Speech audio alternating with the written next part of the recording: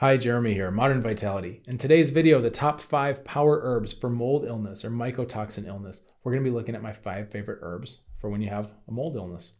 And these things may be in your kitchen cupboard right now, just waiting to be reincorporated into your life, or you may have to go down the street to the grocery store to get them. I tried to pick some of the most accessible herbs that still pack a punch in terms of helping your body heal from mold. Now, just like anything else that's complex and multi-systematic, especially these chronic illnesses, you're going to need to think systematically, right? You got to think long term. So just grabbing one little thing here and there and trying to throw it in your body and just hope and pray that the silver bullet's going to work, it's kind of a recipe for failure. I want to give you the context here because none of these herbs are going to handle anything by themselves. However, they do really well when bundled and woven into a larger treatment plan where you're going through stages systematically. So I'm going to share with you the herbs, some of my favorites here. I love these herbs and a lot of them taste pretty good. And then afterwards, I'm going to explain more about how you can put together a 4-stage approach so that you're actually moving through your body in a systematic way and healing to set yourself up for long-term success. That way you can start to get your life back and start having fun again. All right, let's get started.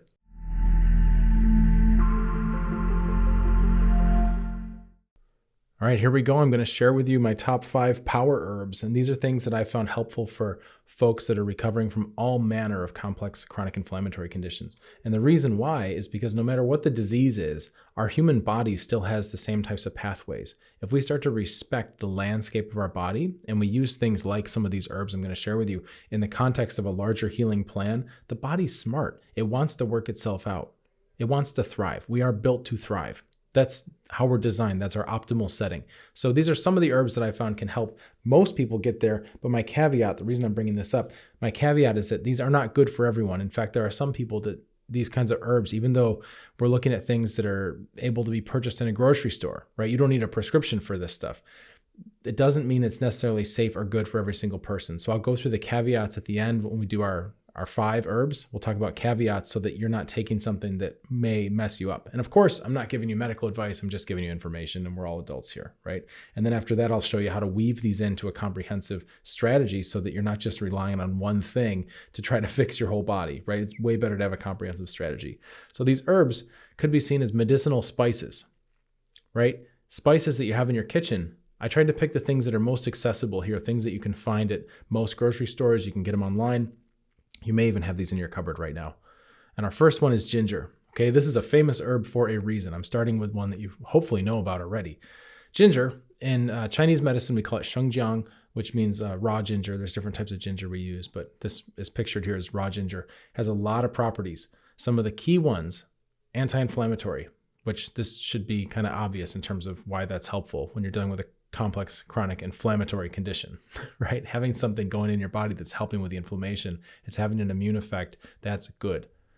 Diaphoretic. What does diaphoretic mean? It means it generates a sweat. Why is a sweat important? Well, especially for stage 1, when we're working on the immune system, we want to see the body's ability to regulate its sweating process. Because sweat is like the windows of your house being able to open and close.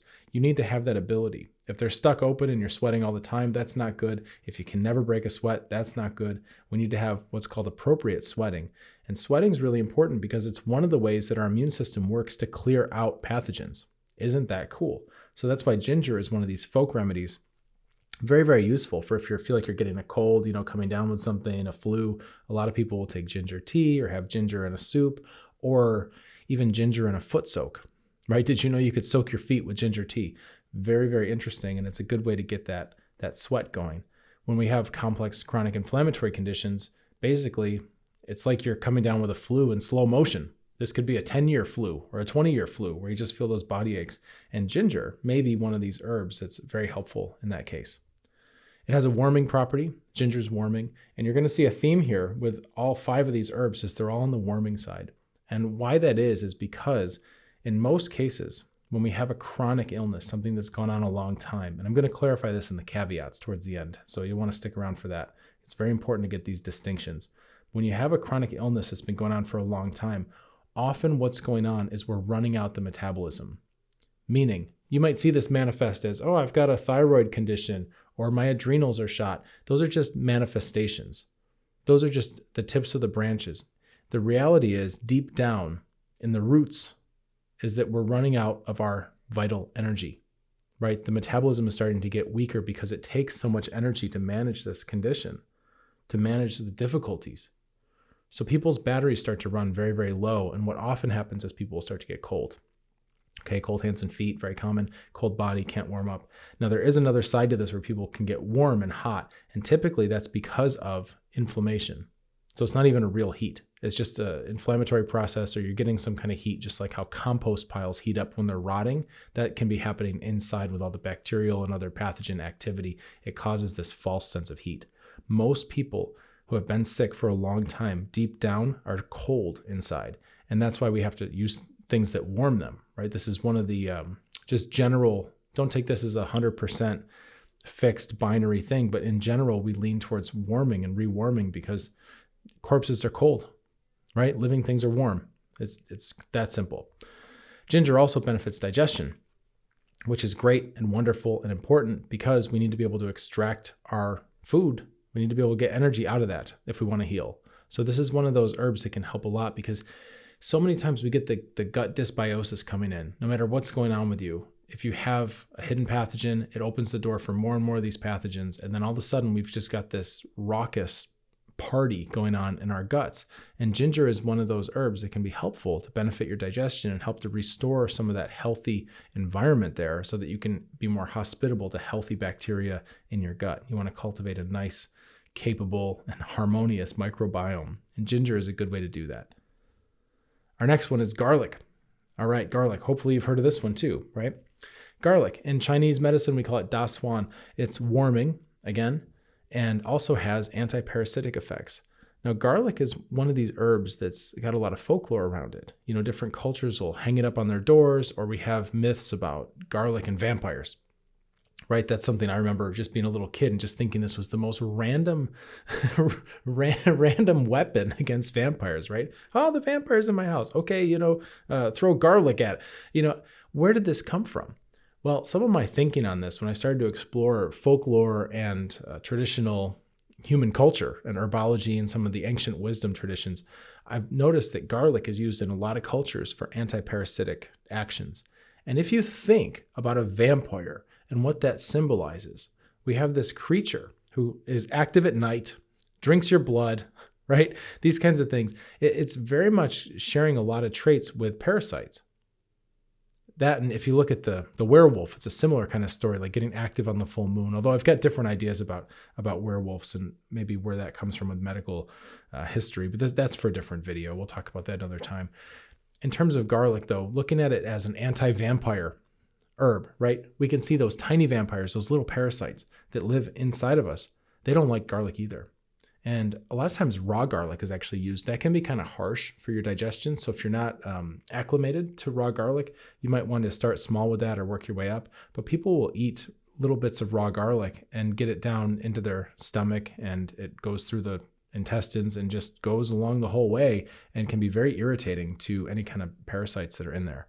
It's also antiviral, showing antiviral properties, showing antifungal properties, right? We're seeing a theme here, getting these vampires and parasites and things out of your body. It's helping with that. Antibacterial.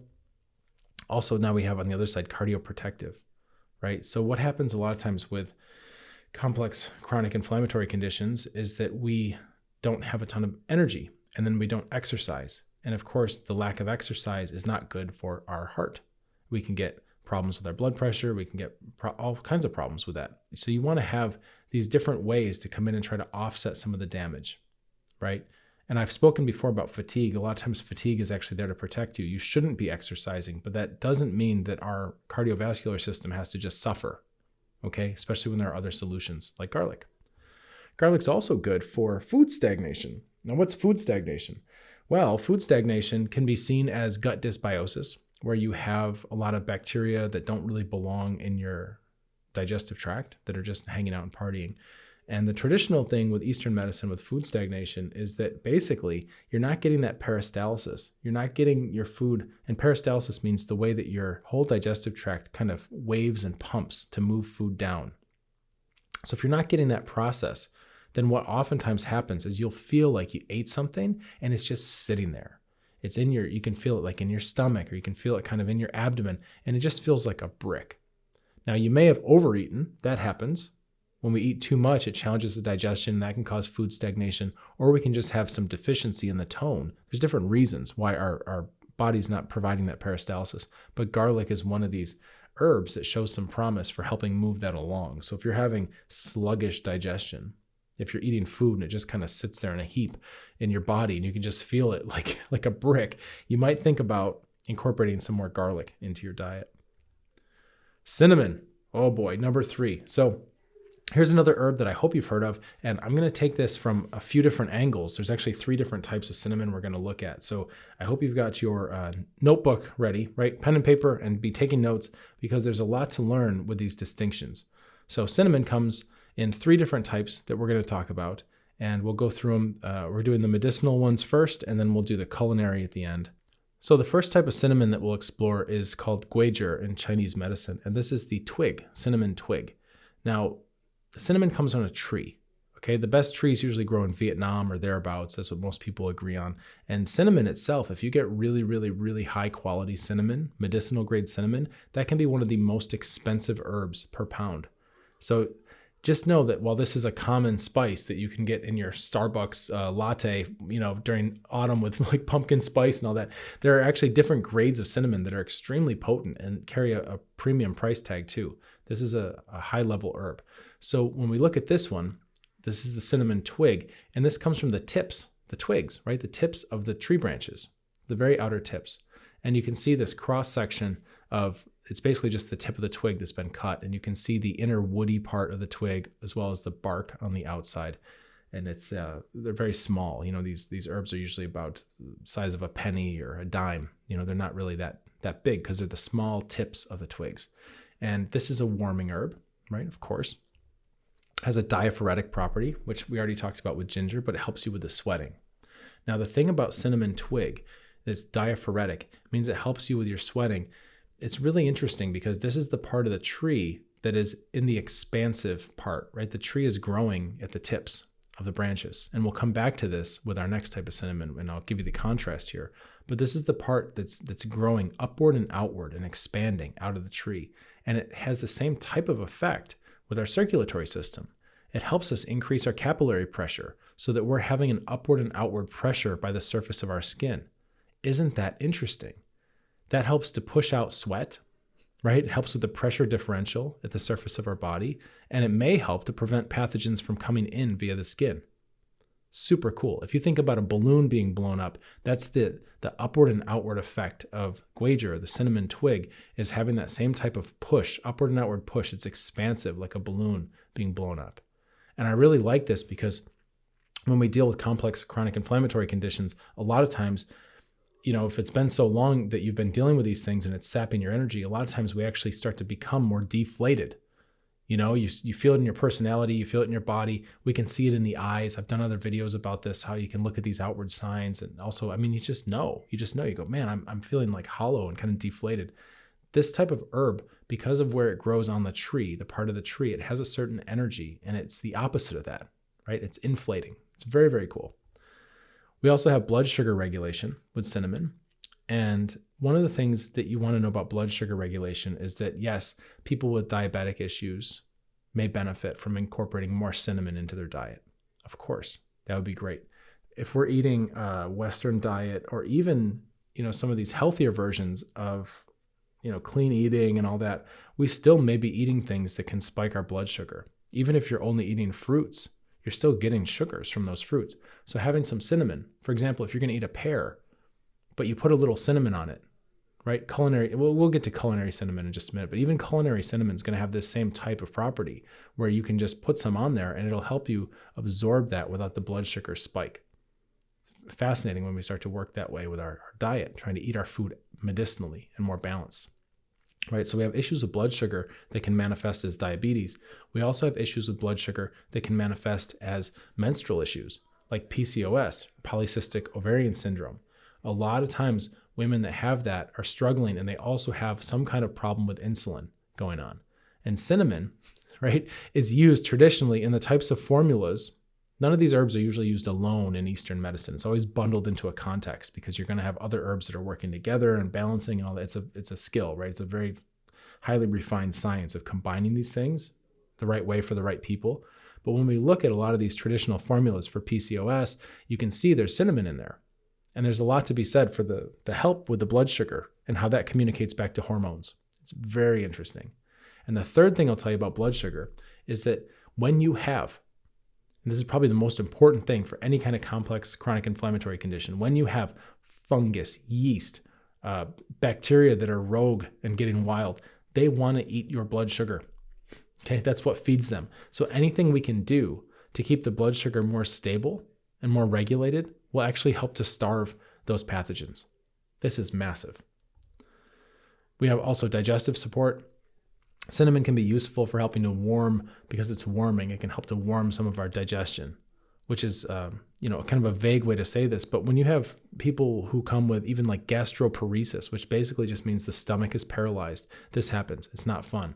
This is one of those things where when we talked about garlic, I talked about how the peristalsis has to happen, the movement of the food through the digestive tract. You can use cinnamon, especially guajir, within the context of a formula with other herbs, and those actions of the warming will help to actually move the stomach a little bit and start to get this process underway for people. Very important. We also have some pain relief with cinnamon, and we also have use for menstrual issues. Like I mentioned, PCOS is one of them, and anxiety. Now, the anxiety, I really want to talk about this because the anxiety piece is historically documented for thousands and thousands of years of people using guajir, the cinnamon twig, or our next type of cinnamon, I'll explain to you in just a moment, to help with anxiety and panic attacks.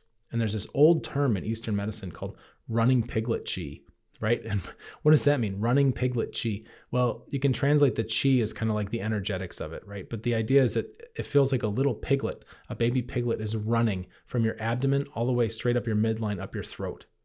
And you get this feeling of like pulsing and pounding that's going upwards. It's usually accompanied by, anxiety and panic. It doesn't feel good. So you can see this pattern playing out all the way back in the old days. And we have anxiety now in our culture, but it's always been there. It's part of the human condition. And guajir is one of the herbs within certain formulas that can be very effective for actually helping people not have that happen so much. So when I look at things like even POTS too, with the blood pressure, right? POTS, postural orthostatic tachycardia syndrome, right? When you have that happen, your blood pressure is dropping. That's kind of the opposite.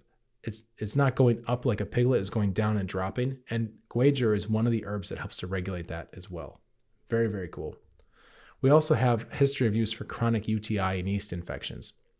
And we can see that because we know that cinnamon also has antipathogenic, I didn't put it here, there's so many benefits to these herbs, it has antipathogenic activities. And we know this because of thieves oil, right? If you ever looked at thieves oil, where it's a blend, usually essential oils will have it. And the idea there was during the plague, if you wanted to burglarize a plague house, right? People were dying of the plague, and then there would be these burglars, these criminals who wanted to come in and steal their silver or whatever, but they didn't want to get the plague themselves. They would douse themselves in these oils, which helped to prevent the plague from making them sick. One of those oils was cinnamon. So having the use for chronic UTIs, chronic yeast infections, we can see the immune system's getting some benefit here, and there's also some antipathogenic activity. I would also be willing to bet that the blood sugar regulation helps to starve out the yeast infections and helps to starve out whatever's infecting the bladder. All right, our next one is cinnamon, is rogueway, right? And this is the bark of the tree itself, the trunk of the tree. So the guajir was the tips of the branches, and then the rogueway is the bark. Now, again, we have a warming nature, right? This is really good for people who feel cold. So the tips of the branches are the outward part of the tree that's growing. The trunk, the bark of the trunk, is more like this core kind of thing. It's deeper. So we're not looking at the surface of the body. We're looking at something more internal. This is where this herb kind of resonates for people. So when you have complex chronic inflammatory conditions and you're running down your internal battery and you start to feel cold all the time, this is one of those herbs that has more strength in that department than the guajir, like the twig tips would. Sleep trouble is another one, because a lot of times people will feel cold and have trouble falling asleep. And this is a sign, how we start to look at this is a little more energetic. You got to start to understand your body in terms of processes. But if you can see that there's a cycle in your life, meaning every morning you wake up and the yang, right? The energy, the power of your body starts to wake up and comes up and out. And then you experience the day. And then that yang, like all your metabolic activity, starts to go in and down in the evening, which helps you then get tired and fall asleep. You can see that kind of cycle, right? When that happens, that's healthy and normal. But a lot of times if people are feeling cold, it's because that yang isn't consolidating back. It's almost like there's not enough. You start to run out of juice, and then you don't have enough energy to go back into your core. So we get stuck with these things where we have trouble falling asleep, plus we're cold. Great case for this type of herb. Of course, within the context of a larger formula that makes use of kind of where somebody's at with their whole situation. Chronic unhealing wounds. I really like this because when we look at immune activity, we have not only scouring pathogens and all that, but we also have healing and repair. People don't always know this, but the macrophages, those Pac-Men, right? The Pac-Man idea of like what's going around in your immune system and just eating the bacteria. Like you were taught, if you were taught the same way I was in school when we were kids, they always showed us these Pac-Man drawings going around eating the germs, right? It's that kind of idea, but those Pac-Men also are responsible for tissue repair and healing. They're also like the road crew, the cleanup crew. And so when we stimulate our immune system, when we help it along, we can actually create healing and get rid of some of these unhealing wounds. Where else we see this is with diabetes, and you get these lesions and blisters and things that just don't go away. There's also water blisters. They're called chronic water blisters. And traditionally, rogueway was used for that within the context, of course, of a larger formula. But it's one of these kind of powerhouse herbs that starts to get the fire going to where the immune system can now get to work and do what it needs to do. We also have a history of use with menstrual health, similar to the twigs, the great guager, the cinnamon twig. And we also have chronic UTI and yeast infections there as well. So there's something kind of consistent and powerful about the cinnamon. No matter which part of the tree you get it off of, it's going to have some of these antipathogenic effects. It's going to have some blood sugar regulation. And that's why it can be useful for PCOS, like menstrual health, antifungal, right? Chronic unhealing wounds, chronic UTI, yeast infection, all these stubborn things. So now we'll look at cinnamon, culinary cinnamon, which is more what you're used to. You know, the other two you need to get from specialty herb shops or something like that. Sometimes Asian grocery stores will have them. But for the most part, you know, if you go to a regular grocery store in the US or in the Western, hemisphere of the world, then you're going to have like cinnamon, grocery cinnamon or culinary cinnamon.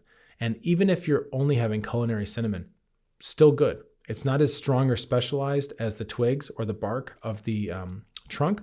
Usually culinary cinnamon is more from the branches, not the twigs of the branches, but just kind of the branch bodies themselves. And that's okay. We're still going to have some antibacterial properties. We're still going to have some blood sugar regulation, and we're still going to have digestive aid, and it's still delicious. All right, our next one is clove. Look at these.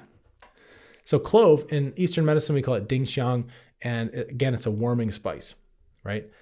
One of the reasons I'm bringing up clove, especially with complex chronic health conditions, is that clove has an effect of breaking down biofilms.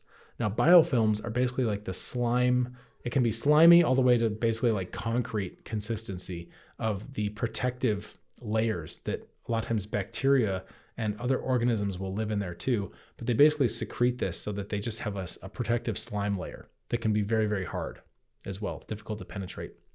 So when we take herbs and we take supplements and we take pharmaceuticals and whatever we're doing, if we're trying to kill some of these things that have gotten out of hand in our body, if we're trying to clean out, a lot of times those biofilms will actually protect the pathogens.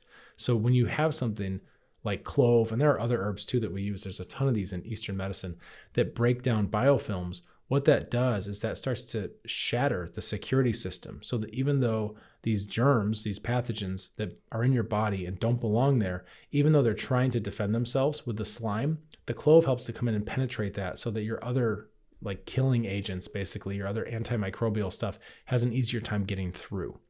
Very, very cool. We also have clove is a powerhouse, right? We also have antibacterial, antifungal, antiviral properties. It also can help with libido. So here's one, especially for men, but I wouldn't be surprised if women found this helpful too. It's not a sex tonic, right? It's not one of these things where it's like a horny goat weed or something. But what we could do is start to look at how chronic illness degrades the libido over time. Typically that happens. And if that's the case, again, it's because of that that yang, that vital force is waning. And we just don't have extra energy in our energetic budget for sex. And clove may be one of these herbs that can help to restore some of that. So traditionally it's used for men, but I would say women could even try it too. And of course, if you're using it within the context of a larger healing plan, you're going to have other factors coming in, which is good. Everything can all be working together. We also have blood sugar regulation. We know why that's important already. And clove, I have to put this in here, toothache. Okay, really good for toothache. A lot of times people will use clove. If you ever wonder why they use clove mouthwash and clove breath sprays and clove, it can be in gum, it can be even those clove cigarettes, right? The idea is to get the clove in your mouth, because clove in the mouth helps with gum health. It can help change the bacterial balance within the mouth so that you have a happier oral microbiome, which is good. It can be helpful for toothache because clove has kind of a numbing, pain relieving property. So one of the things I say, and I know a lot of people with complex chronic health conditions have a history of root canals, a lot of dental work, just a lot of kind of problems in the complicated mouth, right? And I've got my own guesses why that is. I've got my own theories. I'm not going to get into all that in this video because we're going on pretty deep as it is.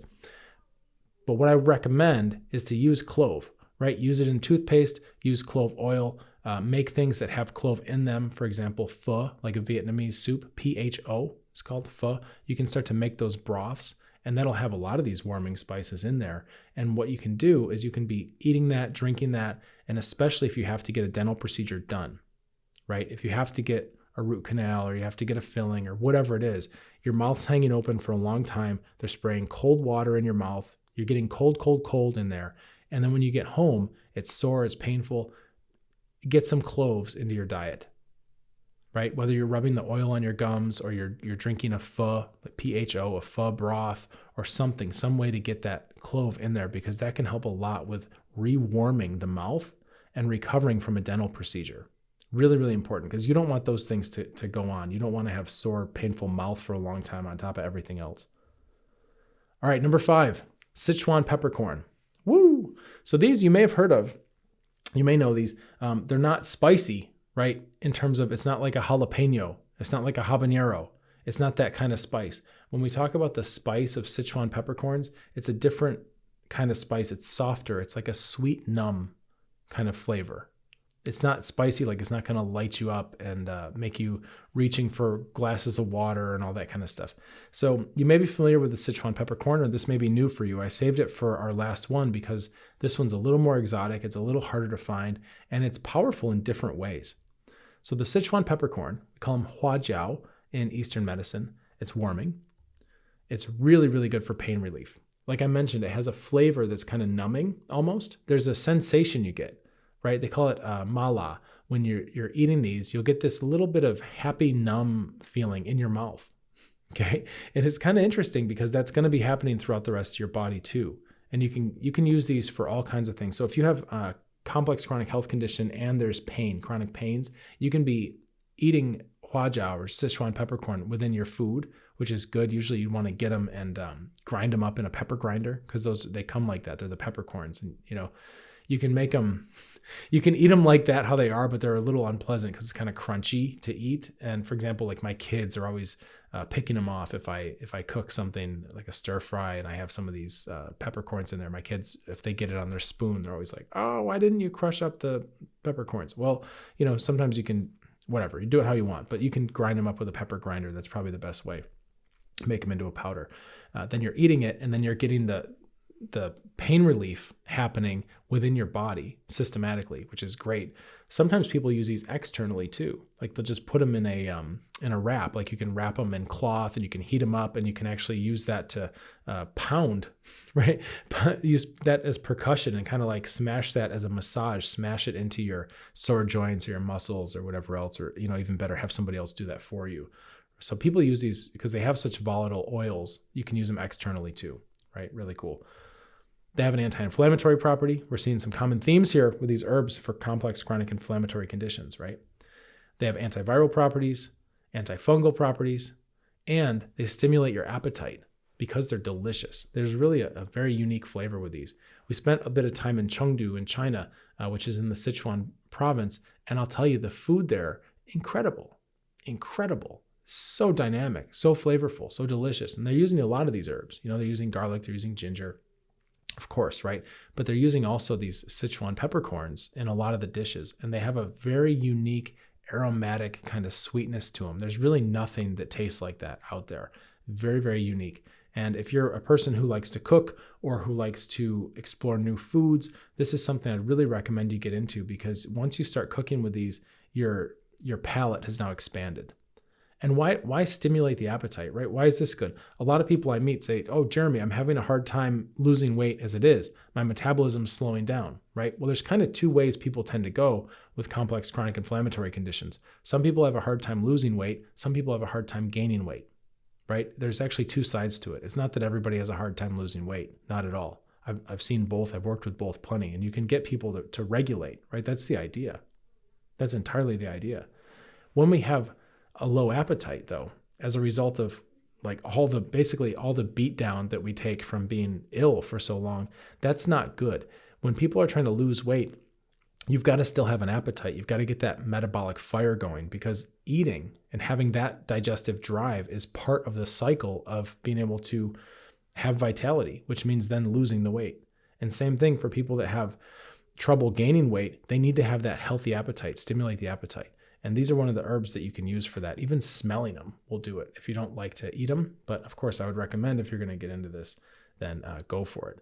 Now, these are one of the herbs that you might not be able to find at like a Western type grocery store, but you can usually find them at Asian markets, Asian grocery stores, and you can also find them online at various places. There are different levels of quality, which I'll talk about in just a moment.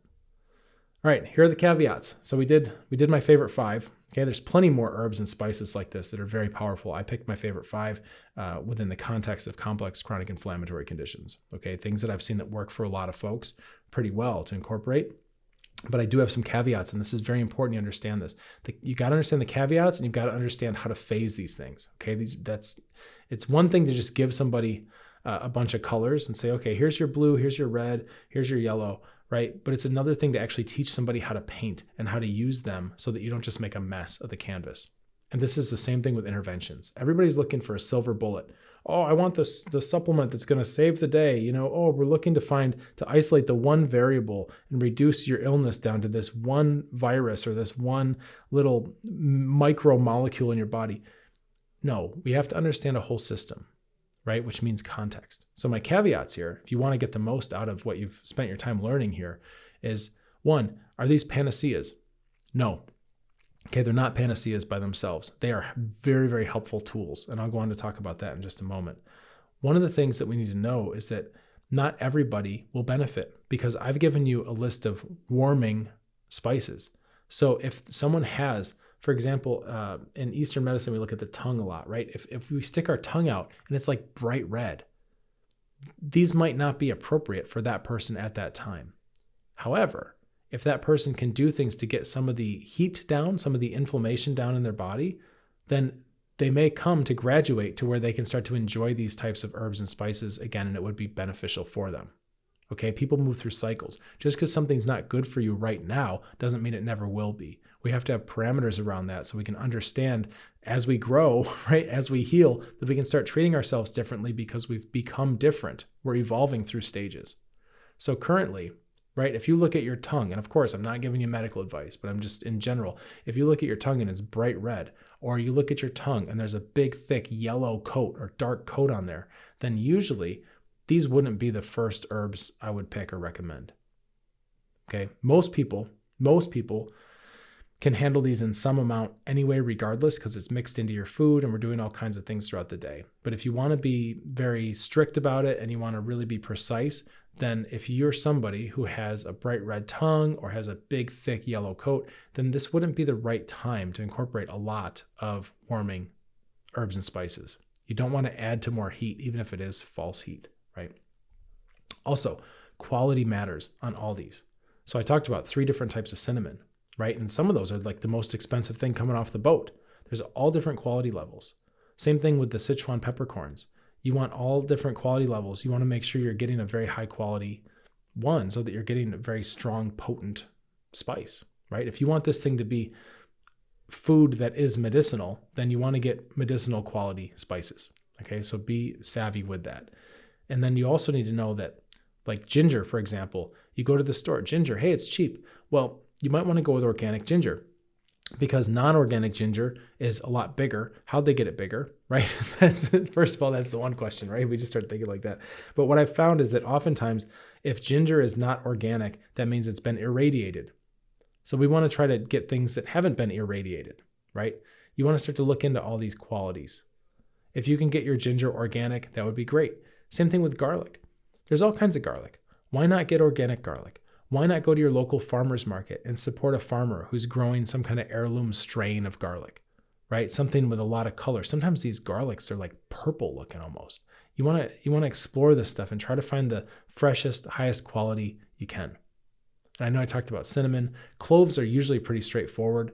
And we talked about the peppercorns, right? All those things have quality gradients where you want, like the peppercorns, you want to be able to do your research. And if you try some and they don't have, right, here's a real easy test. If they don't have that flavor, that mala, where you're like, wow, my lips are just buzzing, my tongue is buzzing, it almost feels numb. This is delicious, right? If that's not happening, then I wouldn't expect that these things are going to have that strong of a medicinal effect either. Okay, I know that's pretty straightforward. And my last caveat here, all these herbs, spices, and inclusive of every other strategy, it's best when used in the right context. Okay, you want to have an overarching strategy and a plan and a structure for how to reclaim your health, not just grasping at random stuff, right? With the right context, these herbs are phenomenal, especially when used at the right time on a healing process. And what do I mean by right time? Well, the first thing, okay, that we always look at is the immune system. And the reason why is because, well, I'm going to tell you, the body has basically an order that it likes to be interacted with. Nobody's talking about this. It comes from very, very old Eastern medicine. It's not even what I learned in acupuncture school when I graduated back in 2009. They weren't talking about this stuff. However, it's way older than that. It's just, you got to find the lineages and you got to find the people, which I did, who understand this stuff.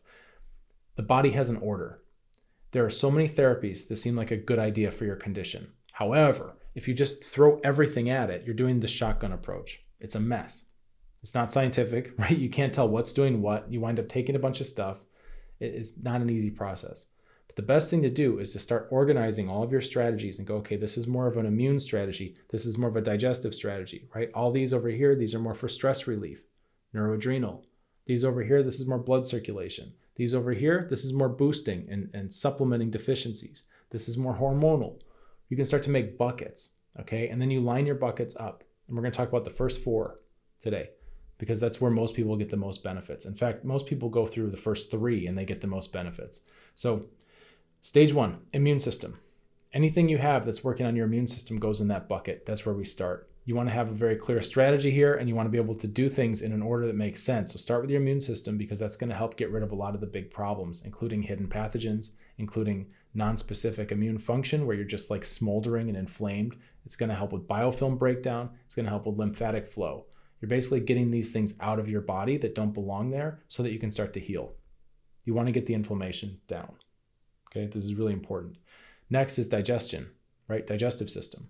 So some things are aimed more at digestion, which you want to have a healthy digestive system, okay? Because that way you can start to not only digest your food better and get more energy out of that and more nutrition, but also your digestion and your immune system are intimately connected. Your digestion is where most of your immune system lives anyway. This is really cool. We're finding this out now through modern science, but it's, validating things that we've known in Eastern medicine for 3,000, 5,000, something thousand years, okay?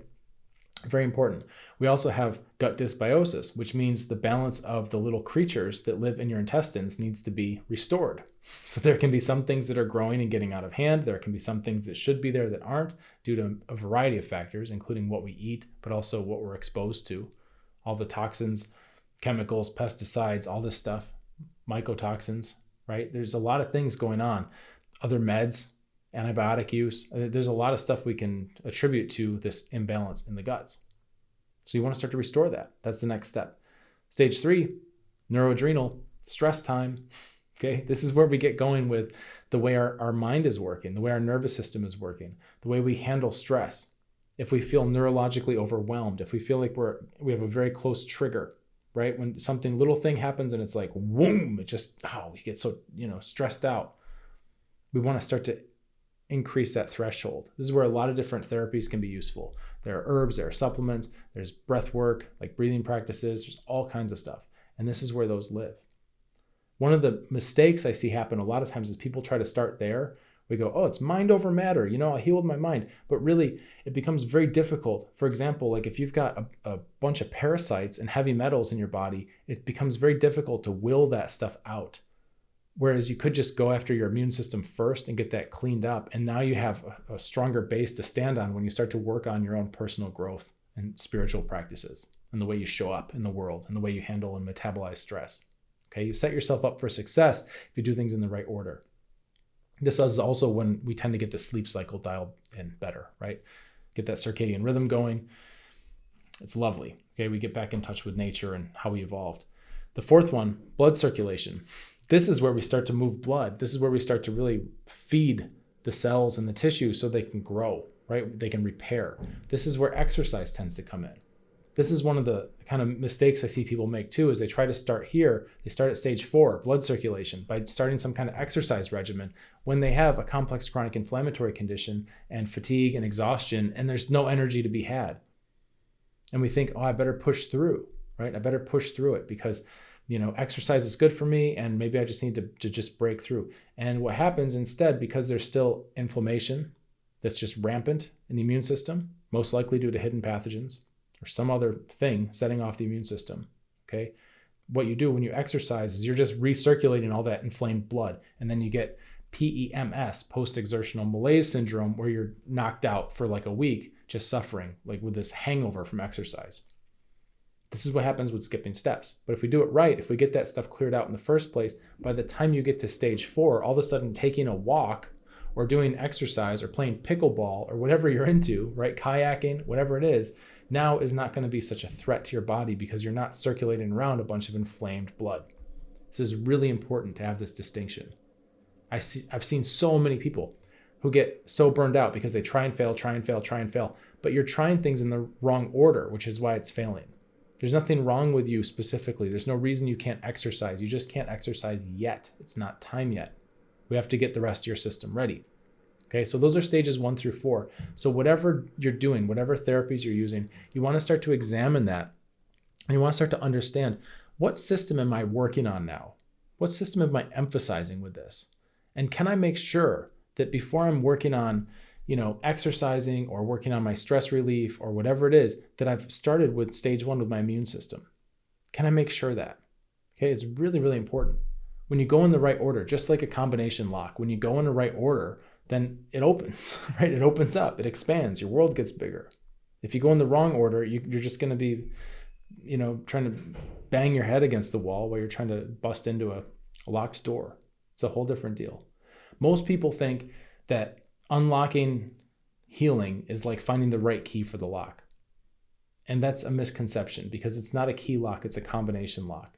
All right, looking for a key means grabbing for a silver bullet and just hoping and praying that the latest supplement or whatever is going to just solve everything. There is no key. It's a combination.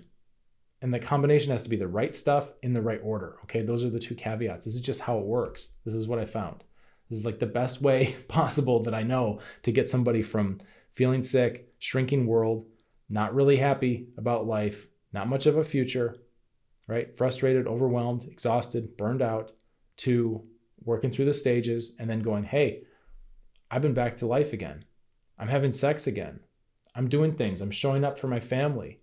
I'm throwing a party for my grandson or whatever. I'm traveling for a wedding. I'm in Europe walking along on cobblestone streets and I'm not getting tired. I'm in New Zealand hiking mountains and going down beaches when I used to have fibromyalgia and be afraid to leave a 2-mile radius of my house because I was going to be exhausted.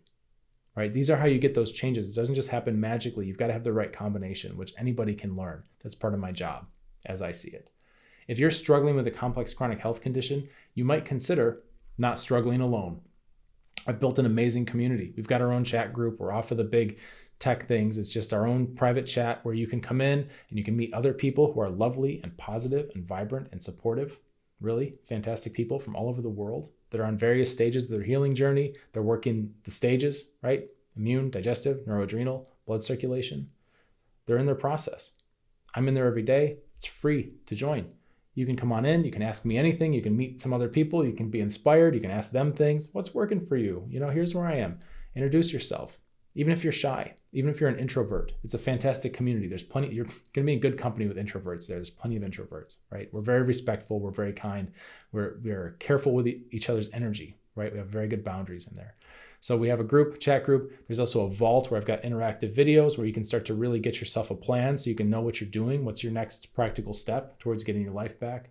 And again, you can ask me anything in there. It's fantastic. That's where I'm answering questions. I'm not in the comments section of YouTube. I'm having deep conversations and actual connection in my own group. So I'd encourage you, right? If you'd like to join that, there's an application. You're a detective, you'll find it. It's near this video somewhere.